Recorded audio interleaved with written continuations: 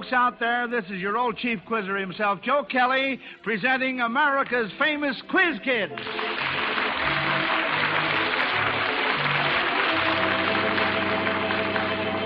Well, I know you quiz kids and all you youngsters listening in are all excited about going back to school this week. Says so right here, anyway. Anyway, I hope you've all had a wonderful summer vacation. And as for you quiz kids, we'll go back to school right now with your very first question for today. Here it is.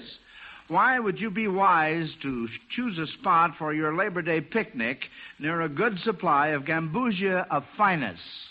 While you're thinking about that one, we'll have roll call. So here we go with first Lonnie.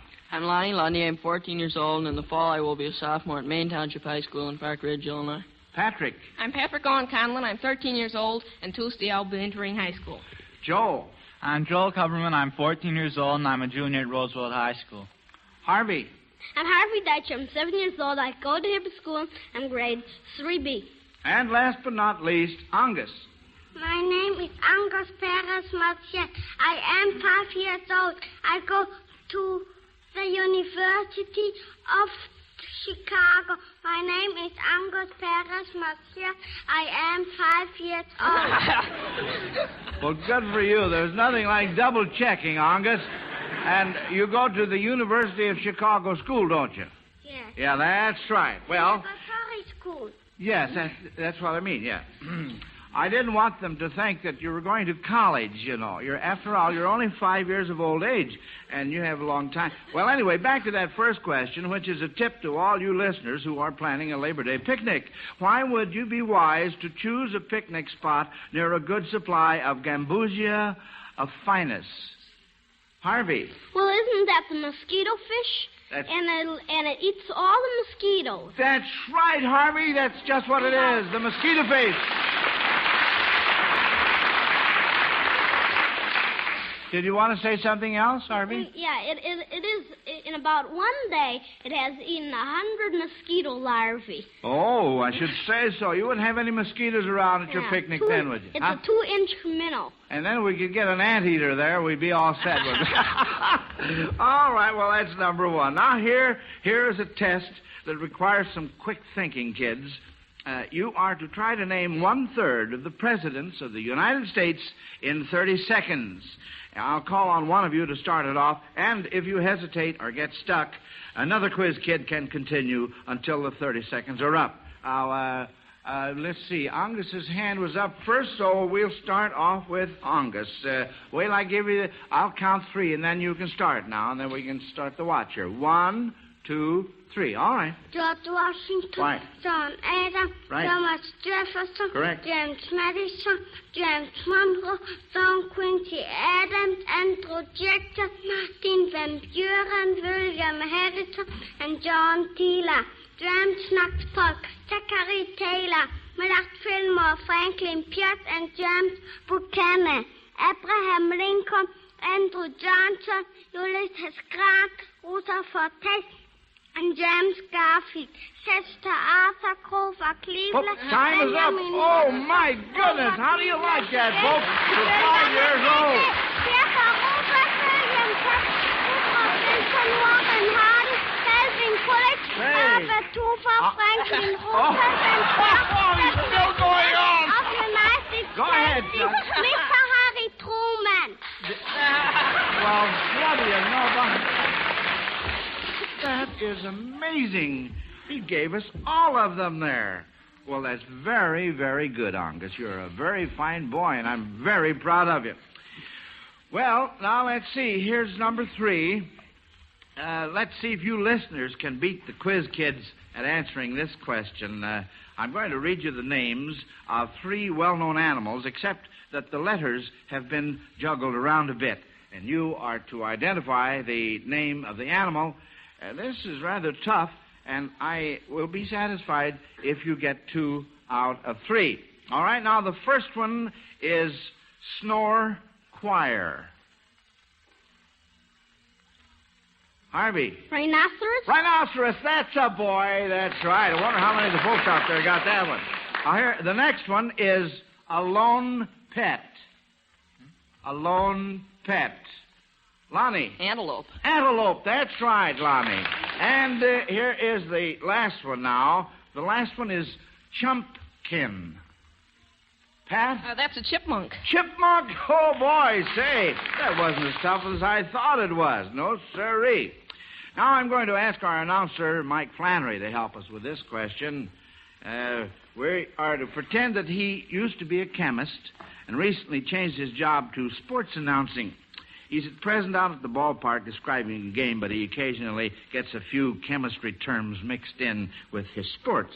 If you substitute chemical symbols for the numbers you hear and the numbers of elements for the elements you hear, you can figure out what he's talking about. All right, here we go to the ball game.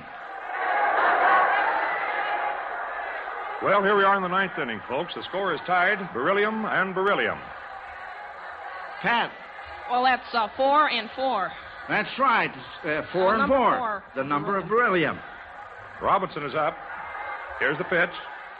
Oh, he lays into it. It's a beaut. It's going way, way out to left field, and 16, 18, 92, 68 is under it. Pat?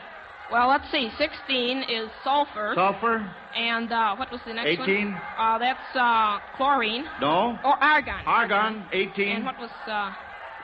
well, 92 is uranium. Of course, you must give us the symbols on as we go along here. Now, sulfur. Sulfur is S. S. And argon. Argon is A. A. Uranium. Is U. U. And 68 is the last that's one. That's erbium and it's ER, sour. That's right, Hank Sauer. Good boy.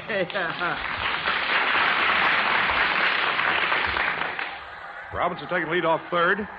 There's a peg over to third to get it. It's a miss. It gets away from the third baseman. Robinson is coming in home. There he comes, and the umpire is calling him 16, 18, 26.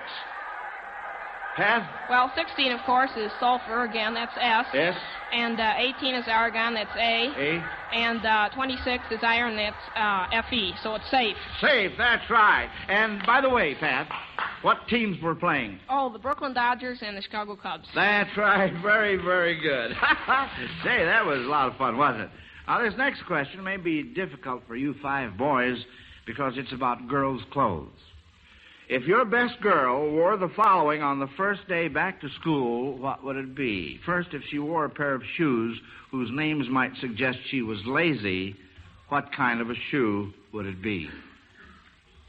Pat? Well, that would be loafers. Loafer, that's right.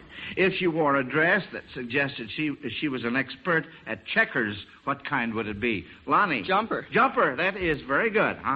Right now, I'd like to introduce a mighty sweet little visitor we have here in our classroom, little 10-year-old Joy Clark. Joy is a 4-H club member and won a trip to the Chicago Fair for a special project she completed for the 4-H club. Would you step up here at the microphone, Joy, and tell us what your project was? Talk right in there, honey. Flower arranging and sewing. Oh, 2 projects? Yes. And which of the 2 do you like the best? Flower arranging. You don't like to sew? No. Well, folks, I met Joy when I was judging a rope skipping contest at the Chicago Fair the other day, and Joy was the winner. That is in the ladies' division. Believe me, she can really skip a rope. I never saw anything like it. She must be a sensation on the playground at her school. And since I invited Joy to visit our classroom to help us with a question, you quiz kids and studio audience will get to see her skip. I have here a math problem about rope jumping, and as I start reading the problem, I'll ask Joy to start jumping rope, and if she follows the directions of the problem, her jumping will serve as a check to see if you quiz kids have solved the problem correctly. Well, first of all, though, who will volunteer to work the problem? Oh, Joel has his hand up. Well, good for you, Joel. I'm glad you're willing to tackle this before you even hear it. You must work it out without pencil or paper. So you can get all set for listening to the problem. And Joy, honey, when I start reading, you start jumping, and we'll see if you can come out according to Joel's solution. All right. In jumping a rope, a girl's pulse gains an extra 6 beats every 5 seconds, and her breathing rate increases by 1 every 6 seconds. She starts skipping forward, but reverses her direction every 20 skips. Every time she reverses her direction, her breathing rate goes up 1. If she makes 120 skips a minute forward, but can only skip 5/7 as fast backward, and gets out of breath and stops when her breathing rate has increased by 31, how many reversals has she made, and in which direction will she be skipping when she stops? Well, let's see. If she goes 120 a minute, that means for the 20 skips, it takes 10 seconds to go forward that time, and backwards would be 7/5 as much, or 14. So that means every 24 seconds it'd increase 4 for the once every 6 seconds and 2 for the reversals. So that'd be 6. So let's see. 5 times the 6 is 30.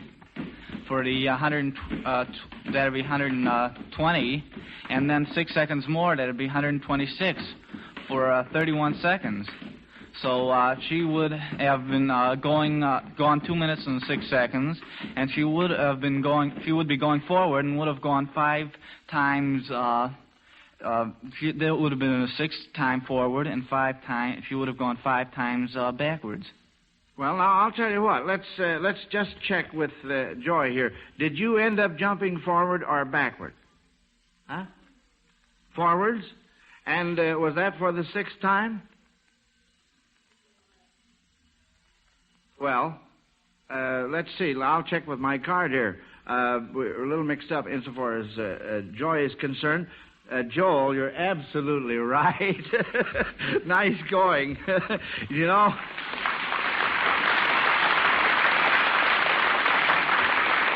You know how it is, how you get one jump ahead of somebody else or something like that, and you kids are certainly always one jump ahead of the chief prisoner.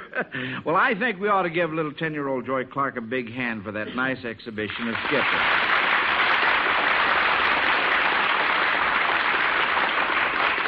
Thank you so much, Joy, and I hope you'll visit us again and bring some of your 4-H Club members with you. Well, now, kids, let's see. What our next question? Oh, say, here's a dandy.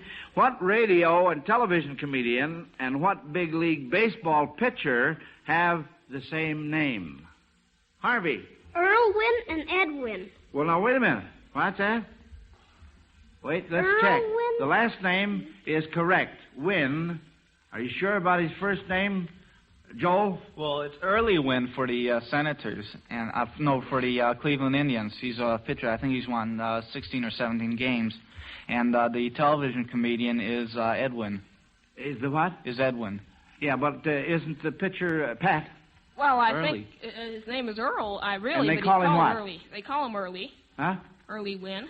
Well, maybe they do, but I checked up on this, and I thought they called him Ed, but I guess I was thinking in the wrong direction. They really got me off base on that one. Now then, if our organist, Elwin Owen, will help us out at the organ, you kids are going to hear 3 songs. Each one should suggest a famous race in literature. You are to try to identify 2 out of the 3 of the races and tell who took part in them. Here's the first one.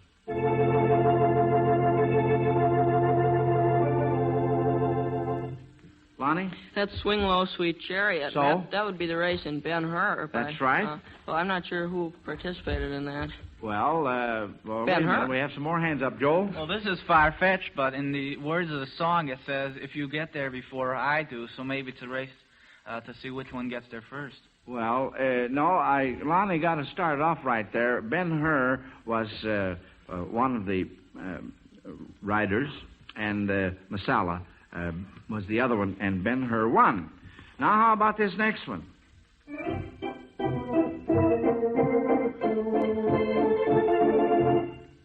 Lonnie? That's Peter Cottontail. So? I think the Hare and the Tortoise would be the race, and then, of course, the tortoise won that one. That's right, Lonnie. Here's the last one.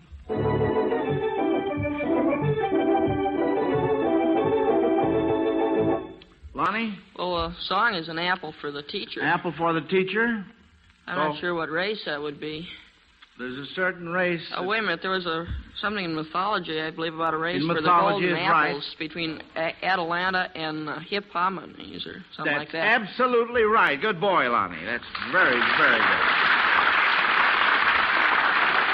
Now, we all know the 7 dwarfs whistled while they worked, but who in real life whistles when he works?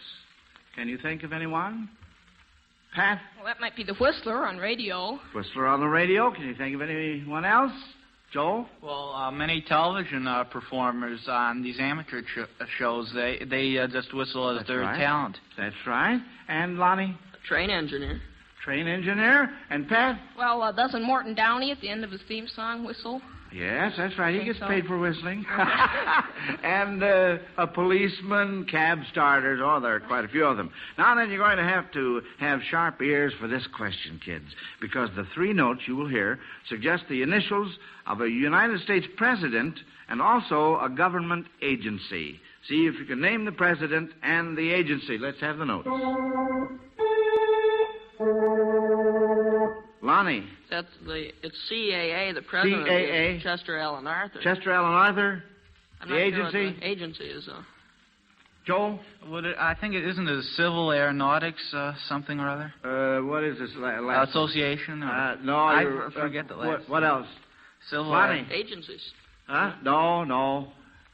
Well, we won't quibble on that. It's either the Civil Aeronautics Administration or the last word, authority. Now, I know you'll all enjoy meeting another guest who is visiting our classroom for the first time. She's traveled about 4,000 miles from way up in Fairbanks, Alaska. She has a children's radio program of her own, which is broadcast over NBC from station KFAR in Fairbanks, and she was anxious to pay us a visit and meet you children on the Quiz Kids program. And here she is, lovely Miss Maxine Cawthorn.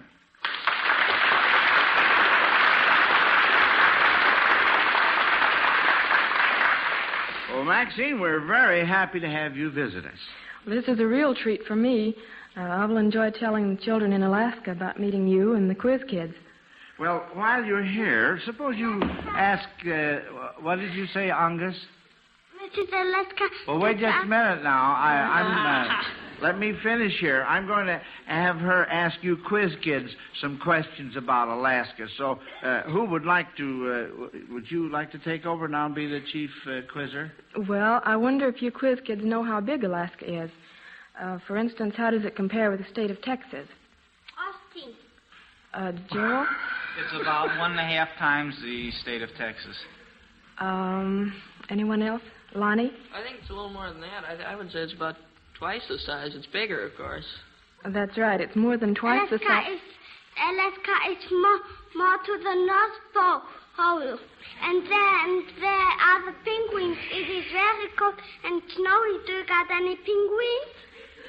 He wants, you know what he wants to know? He wants to know if you have any penguins in Alaska. I like them so very much. I like them. You like penguins? Yes. Well, we'll have to see if we can get you a picture of penguins. Do you have any up around there? I mean, he wants to know.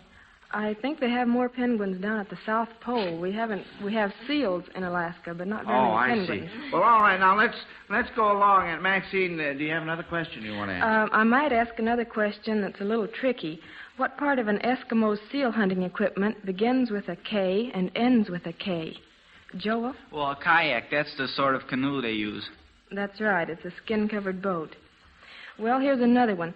Do you know of any animal, do you know what animal was formerly the sole support of many of the natives of Alaska and has been almost destroyed by the white man? Lonnie? Well, the walrus, isn't it? The walrus, I believe there still are some walrus. Pat? I think the seal. I know they were. Harvey? I was going to say the seal, too. Lonnie? I'm not sure about this, but could it be the reindeer? Well, it's a cousin of the reindeer. Can you think of the cousin of the reindeer? Joel? This is a far-fetched guess, but the caribou? The caribou's right, Joel.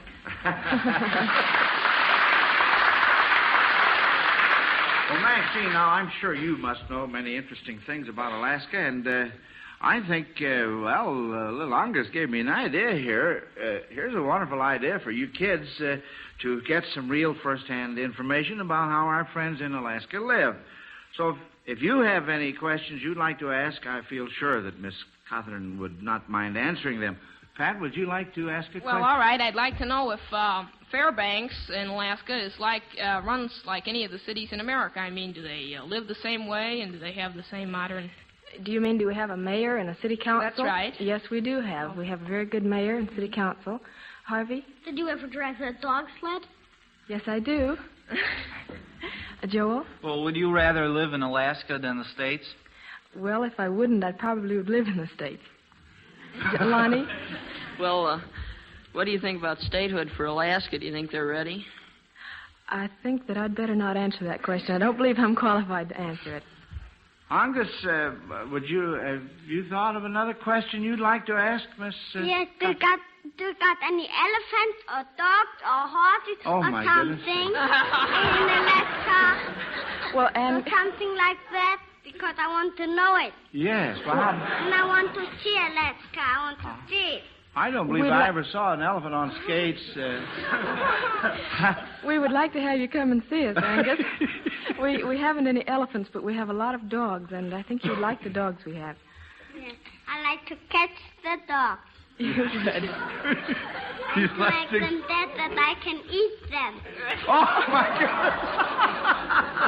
I think Angus is really wound up this afternoon, isn't he? Well, I just want to say that it was very interesting what you've told us, and thank you very much, Maxine. But before you go, I wish you'd tell the folks what brought you to Chicago. I'm on my way to Atlantic City to compete in the Miss America contest. Well, good for you. And just stopped over in Chicago for Alaska Day at the fair. Oh, you were at the fair here? Well, that was yesterday, wasn't it? Yes, that was yesterday. Well, fine. So you're going down to Atlantic City to appear in the finals, and you're going to be Miss Alaska? That's right. It's the first time that Alaska has sent a Miss Alaska for the contest. Well, say, that's wonderful, and I'm sure everybody joins me in wishing you the best of luck. Thank you very much.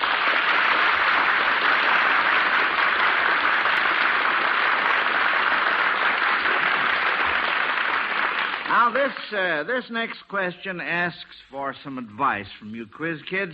If you had a friend who would be entering a new school this next Tuesday and felt a little bashful about making new friends, what could you suggest that would help him get acquainted and make friends easily?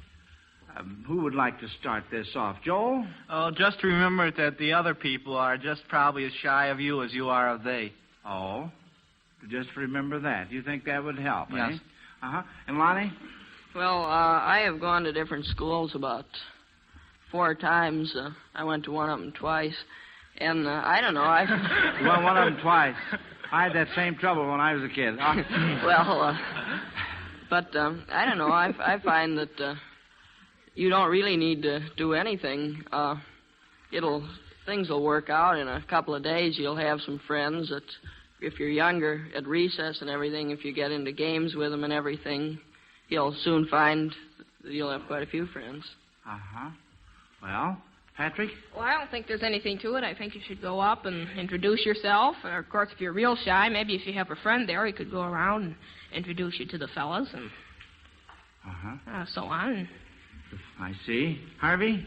Well, maybe walk if your friend, if somebody lives close to you, walk home and to school with them, and if they need a pencil or something, lend it to them. Crayon. Well, now, say, that's a very good thought, Harvey.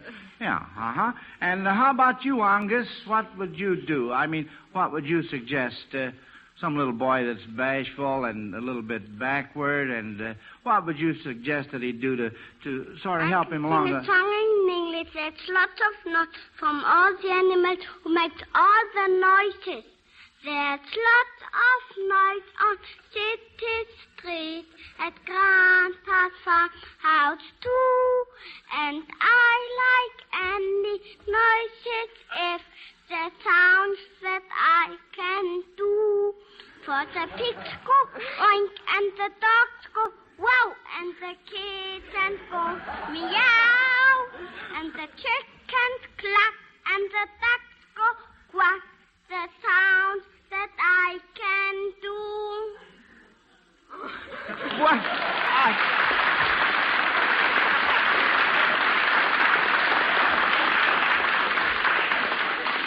You know. The reason I didn't say anything there, Angus, I thought you were going on like you did with the presidents on the presidential question. I say that only one time, but I never say 2 times because we got a letter that stands only 1 time. Well, don't hit your microphone like that or we'll be off the air here in a minute. Well, that's fine. Yeah. Angus, he recommends making a lot of noise. That'll help you get acquainted. I think maybe he's got something there at that. Now, let's take this one here. Just last Tuesday, Princess Elizabeth's new baby was christened Anne Elizabeth Alice Louise. Now, since the royal baby's first name is Anne, let's see whether you can name 3 or more of the Queen Annes of English history. Who would like to tackle this? Joel? Well, the one that I think I can remember was the one that came after William of Orange. I think she was queen in around 1660, and she never married. She just held the throne herself. Also, King Henry VIII was married to Anne of Cleves, and so she became the Queen of England, and she was a German princess. All right, fine. Now that's 2. We have 2. Pat? Well, I think Henry VIII also married Anne Boleyn. Boleyn, that's right. That's 3. Can we think of any others?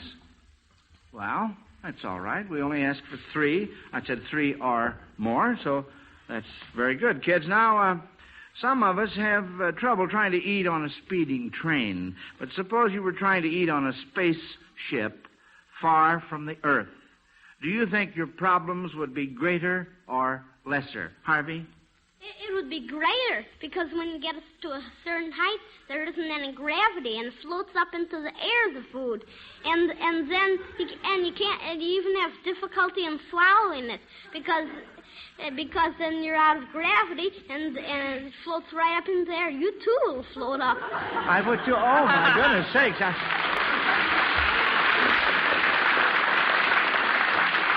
All right, now let's see what's next here. Here's a dandy. Here's the one I've been waiting for. Now, I'm going to give you the first initials of a group of characters. I really was waiting for this one. That all appear in the same story, kids. Now, see if you can identify the characters. Now, listen. G, H, D, another D, B, S, and another S. Characters that all appear in the same story. Oh. Wait, no hands up. Pat. That might be the 7 Dwarfs. The 7 Dwarfs, right. That's right. Good boy. Well, you all know what the bell means. There'll be no more questions today, but there will be more questions and more surprises next Sunday. And, say, here are your report cards. Yeah, I have them right here. We mustn't forget to see who won today. Remember, whether you win or lose, you will each receive a $100 savings bond for your future education. Now, as a group, you didn't miss any questions, and after taking into consideration your age as well as the number of questions you answered correctly, the final report is Patrick first, Harvey second, Lonnie and Joel tied for third. So you 4, together with Brenda Liebling, age 6, will be back to school here in our classroom next week, and I hope all you listeners come back to school with us again next Sunday, won't you? Until then, this is Joe Kelly dismissing the Quiz Kids. Goodbye, kids. Bye, Mr. Kelly.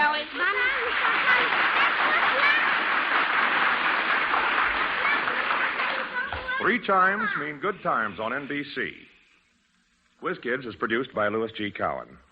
Harold Levy, distinguished musical director of Theater Guild on the Air, conducts the orchestra on the NBC Symphony Summer Concert with soloists Katherine Grayson and John Baker. The American Album of Familiar Music features famous artists under the baton of Gustav Henschen. This weekend, 400 Americans have a holiday date with death. Stay off the list. Be careful. This is NBC, the national broadcasting company.